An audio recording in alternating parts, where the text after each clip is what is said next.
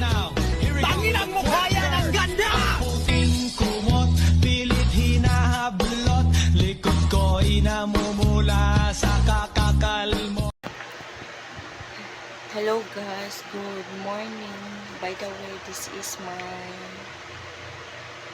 big notebook that is from US. My auntie gave it to me. Then I told them that I wanted to transfer in Thursday.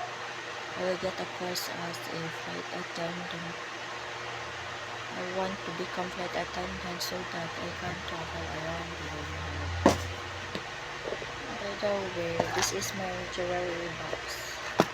Then, Baguio magnet from pink flower. Sunflower keychain from Baguio.